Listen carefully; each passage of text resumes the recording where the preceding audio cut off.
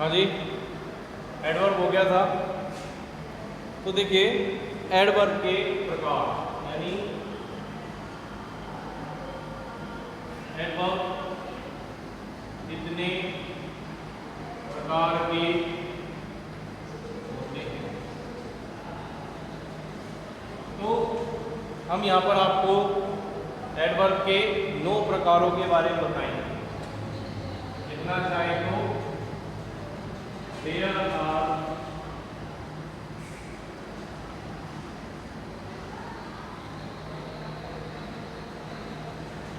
9 types of adverb.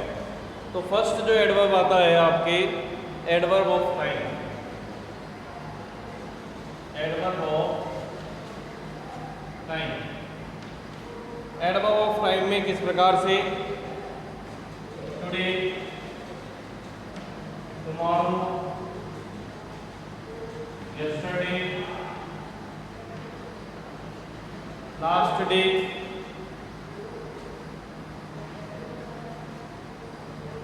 Now, ठीक है, एगो, डेली, इस प्रकार से आपके एडवर्ब ऑफ टाइम यानी समय बताने वाली क्रिया विशेषण। सेकेंड आता है आपके adverb of place. Adverb of place, adverb of place में क्या क्या दिया गया है। एडवर्ब ऑफ प्लेस में दे रखा है, आपको पता है, हियर यानी यहाँ, देयर यानी वहाँ, ठीक है, और आउट, समवेयर, इन, जो भी आपको स्थान के बारे में बताए, ठीक है। इसका मतलब स्थान के बारे में, ठीक है। स्थान के बारे में बताने के बाद आपको आ जाता है adverb of number. Adverb of number, देखिए एडवर्ब ऑफ नंबर क्या होता है। नंबर आपको पता ही है, नंबर यानी संख्या। अब एडवर्ब नंबर में जैसे फ्रीक्वेंसी आ सकती है, यानी कौन सा काम कितनी बार, कौन सा कार्य कितनी बार, वंस, ट्वाइस, थ्राइस, एक बार, 2 बार, 3 बार, समटाइम्स, कभी कभी, सेल्डम, इसका मतलब भी कभी कभी होता है, ठीक है। ऑलवेज, हमेशा, या कभी भी नहीं, नेवर, या आपकी फ्रीक्वेंसी यानी आपको द टाइम्स ऑफ एक्शन के बारे में पता है, कितनी बार आपके वो नंबर आपको शो करेगा। उसके बाद आता है आपके quantity. Adverb of quantity,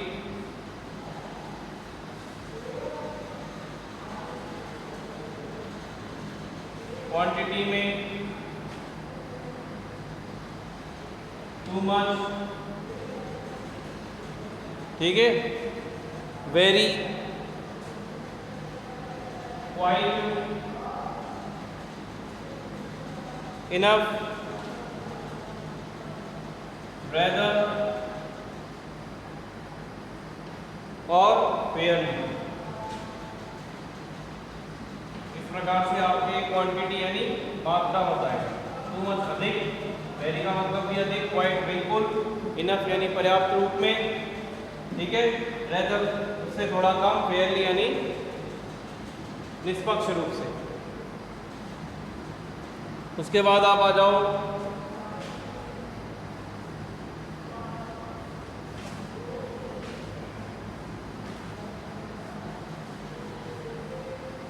adverb of manner. Adverb of manner में, मैनर का मतलब होता है तरीका, कौन सा कार्य कैसे करें, तरीके से करें, बिना तरीके से करें, फिफ्थ पार्ट है इसका ये। तो फास्ट यानी आपको पता था, यानी कोई कार्य आप तेज करते हो, आप कहते हैं स्लोली, धीरे से, आपने उसको क्विकली। तो कार्य करने का तरीका अगर आप बता रहे तो वो मैनर में आता है। उसके बाद आप क्या जाता है adverb of reason. Adverb of reason, reason means कारण। एडवर्ब ऑफ रीजन क्या होता है? एडवर्ब ऑफ रीजन में आपके आएगा hence, therefore, and, consequently, hence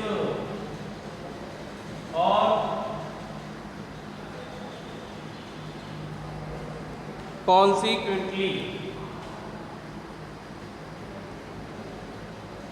third वाला है इसमें देयरफॉर। हिंदी अर्थ क्या है देयरफॉर का? इसलिए, इस तरह से, परिणाम स्वरूप,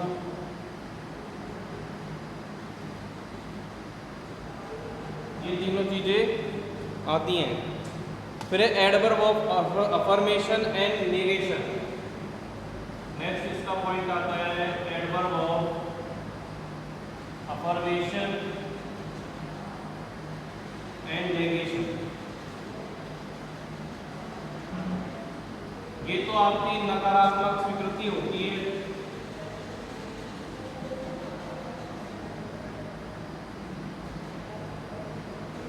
ये आपकी सकारात्मक।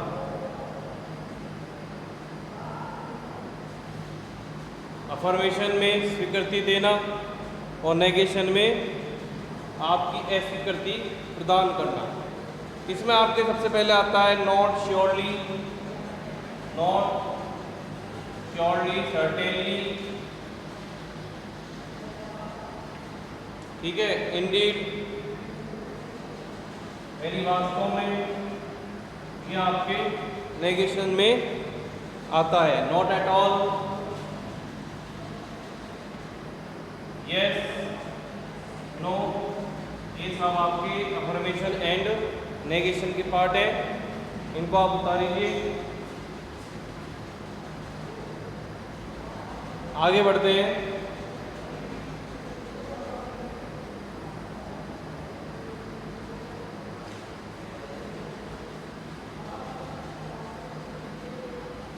आगे क्या है आपके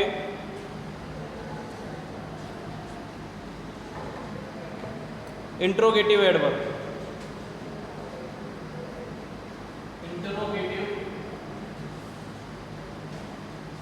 एडवर्ब, देखिए इंट्रोगेटिव एडवर्ब, इसको आप थोड़ा डायग्राम से समझेंगे। जैसे एक मैंने आपको सेंटेंस लिखा कि sun rises in the east,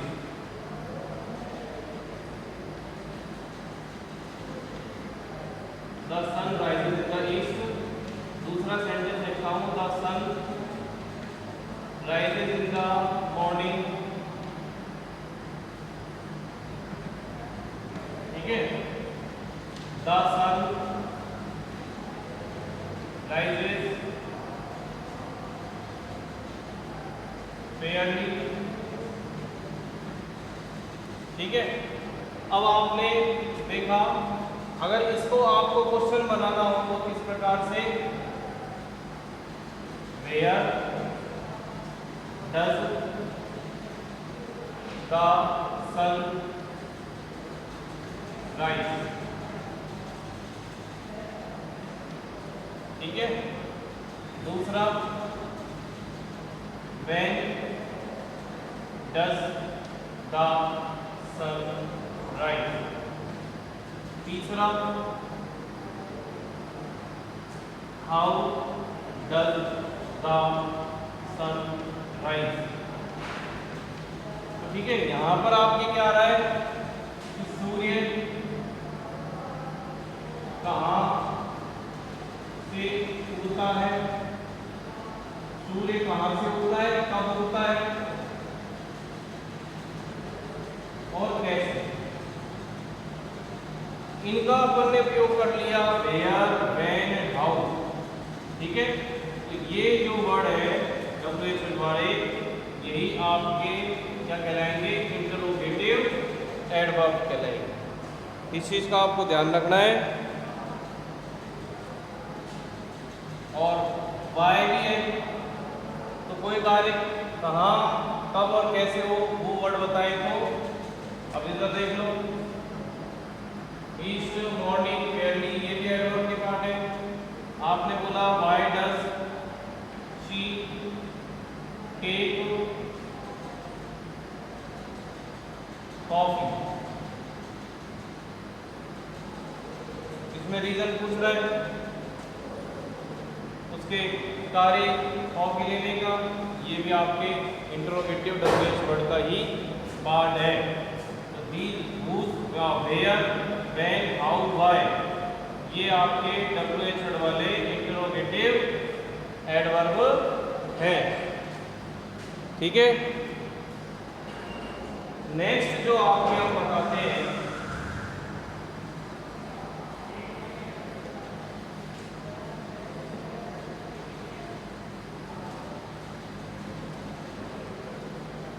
next जो है आपके रिलेटिव एडवर्ब।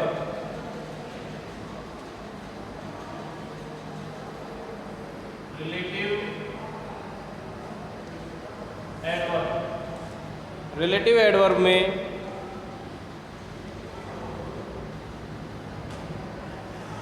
आपको पता ही है, रिलेटिव एडवर्ब और कुछ पॉइंट है वो देख लो। ये रिलेटिव एडवर्ब, ये रिलेटिव एडवर्ब एक कंजक्शन की तरह कार्य करती है। दूसरा, जो कि कार्य यानी वर्क, एक्शन को परिभाषित करती है। दोबारा देखो कि ये जो एडवर्ब ऑफ कंजक्शन है, यानी रिलेटिव एडवर्ब है, ये कंजक्शन के रूप में कार्य करेगी, ये वर्क और एक्शन को परिभाषित करेगी। जैसे किस प्रकार से मैं वेयर का यूज करता हूँ, यहाँ पर ये वैसे इसको कहाँ बोला जाता है, लेकिन जब कंजक्शन होगा तो ये जहाँ, कैसे,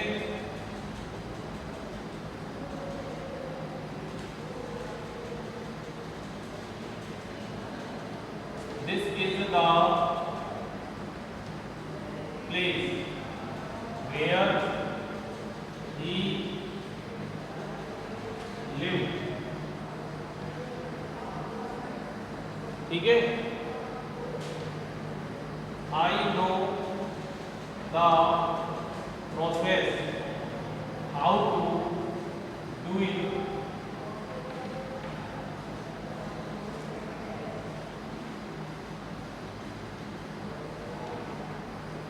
रेखा asked Ram why he had taken, why he had bought the car।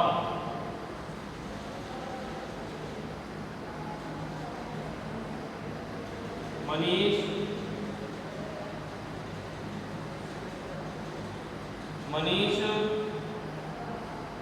asked Reena how she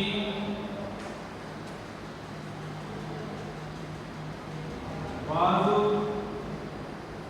going to Alwar. देखो अब आपको बोर्ड पे दिख रहा होगा, ठीक है, आपको क्या दिख रहा है बोर्ड पे, रिलेटिव एडवर्ब में ये रिलेटिव एडवर्ब एक कंजक्शन की तरह कार्य करती है। जो कि कार्य और वर्क और एक्शन को परिभाषित करती है।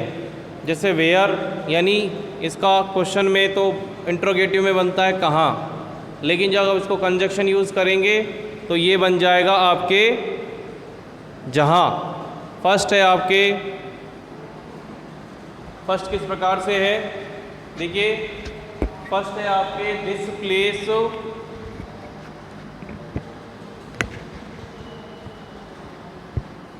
This place, this is the place where he live, यानी वो स्थान है जहाँ पर रहता है। तो कहाँ पर रहता है, उसके लिए रिलेटिव एडवर्ब हो गई।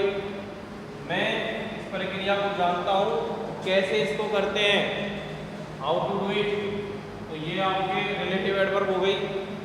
देखो और भी अच्छा देखो तो आप नरेशन में इंट्रोगेटिव सेंटेंस को इनडायरेक्ट रूप में बदलते हैं तो उसका जो डबल वर्ड होता है इन्वर्टेड कोमा के अंदर वाले सेंटेंस का, यानी रिपोर्टेड स्पीच का, रिपोर्टिंग वर्ब और रिपोर्टेड स्पीच में रिपोर्टेड स्पीच का जो डब्ल्यूएच वर्ड होता है इंट्रोगेटिव, डायरेक्ट इनडायरेक्ट नरेशन में उसको ऐसे कंजक्शन यूज कर लिया जाता है। अगर वहाँ पे डब्ल्यूएच वाई और हाउ ये डब्ल्यूएच आ जाते हैं और वो किसी कार्य को डिफाइन करते हैं तो वो हो जाएगा एडवर्ब ऑफ कंजक्शन या फिर रिलेटिव एडवर्ब। यहाँ पे मैं देखो रेखा ने राम से पूछा कि वह क्यों, कि उसने कार क्यों खरीदी।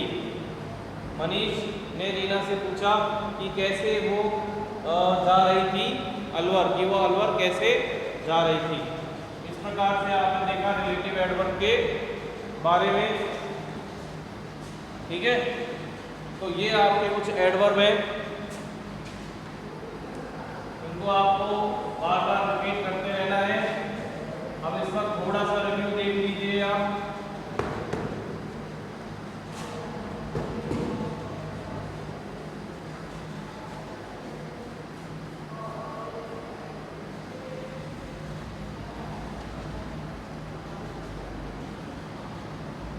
रिव्यू देखो इसका, हमने पढ़ा था एडवर्ब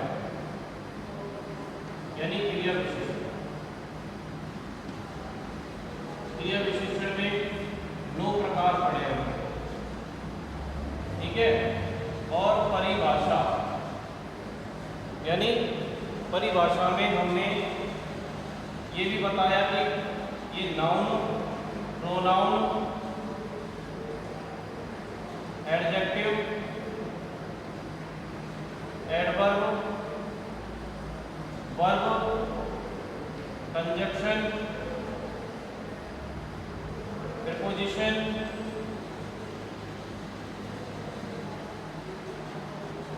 यानी इतने सारे वर्ड को डिफाइन करती है और खुद एक सेंटेंस को भी डिफाइन कर देती है। उन सब के हमने आपको बताया किस प्रकार से एडवर्ब का सेंटेंस बनाने में बहुत ही ज़्यादा यूजफुलनेस है, इसकी उपयोगिता बहुत ज़्यादा है इसका यूटिलाइजेशन बहुत अच्छी तरीके से अगर इसको समझ लिया जाए तो आपका सेंटेंस काफ़ी इफेक्टिव रहता है। तो हमने क्रिया विशेषण को समझा, इसके प्रकारों को हमने बताया कि किस प्रकार से इसमें कौन कौन से वर्ड आते हैं। हालांकि उनके प्रकारों को हमने एग्जाम्पल के माध्यम से देखा है। तो यदि आप अपने जो 2 बुक है 9th 10th में फर्स्ट सेकंड, उनको अगर आप रीड करेंगे, है ना, जब भी टीचर आपको पढ़ाए स्कूल में या घर पर आप स्वयं पढ़े, तो वहाँ पर आपको ये रीडिंग के माध्यम से इन चीज़ों को देखने को मिलेगा। परिभाषा हमने आपको समझा दी है, ठीक है। सेंटेंस में अगर इसको समझ लिया तो सेंटेंस बनाने में आपको कुछ कोई प्रॉब्लम नहीं आएगी। इसके PDF नोट्स आपको JD स्कूल के ऐप पे आसानी से मिल जाएंगे। लिखित में आपको अपने नोटबुक्स में इसको लगातार उतारते रहना है आपके। और मेन बात तो ये है कि क्लास 9th